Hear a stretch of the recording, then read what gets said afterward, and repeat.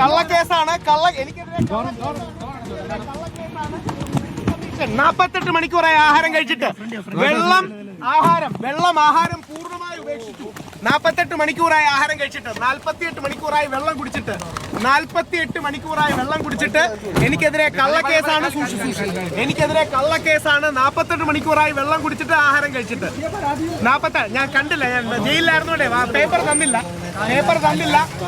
സത്യം ജയിക്കണം. സത്യമേവ ജയതേ. കള്ളക്കേസാണ്. Men's commission വേണം. Men's commission. ശരി, രാഹുൽ ഈശ്വർ വാദങ്ങൾ വീണ്ടും അത് തന്നെ പറയുകയാണ്. തനിക്കെതിരെ കള്ളക്കേസാണ് എടുത്തത് എന്ന് പറയുന്നു. നിരാഹാരം തുടരുകയാണ് ആശുപത്രിയിൽ.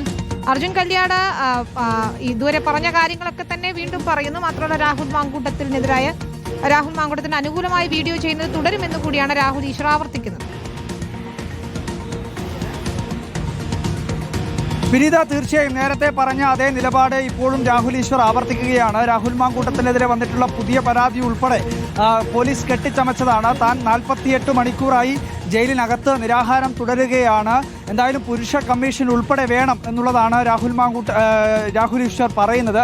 ടീഷർട്ടിനകത്ത് എഴുതിയിട്ടുള്ള വാചകങ്ങൾ ഉൾപ്പെടെ കാണിച്ചുകൊണ്ട് ഉള്ള പ്രതികരണമാണ് ഇപ്പോൾ രാഹുൽ ഈശ്വർ നടത്തിയിട്ടുള്ളത്. എന്തായാലും ഈ ആശുപത്രിയിൽ, ഫോർട്ട് ആശുപത്രിയിൽ ആരോഗ്യസ്ഥിതിയുമായി ബന്ധപ്പെട്ടുകൊണ്ട് ചെറിയ ക്ഷീണം അനുഭവപ്പെട്ടതിനെ തുടർന്നാണ് ആശുപത്രിയിൽ പ്രവേശിപ്പിച്ചത്. അതിനുശേഷം വീണ്ടും ഇപ്പോൾ പോലീസ് കസ്റ്റഡിയിലേക്ക് മാറ്റിയിരിക്കുകയാണ്. നാളെ വൈകുന്നേരം 5 മണി വരെയാണ് പോലീസ് കസ്റ്റഡിയിലേക്ക് കോടതി അനുവദിച്ചിട്ടുള്ളത്. വിനീത.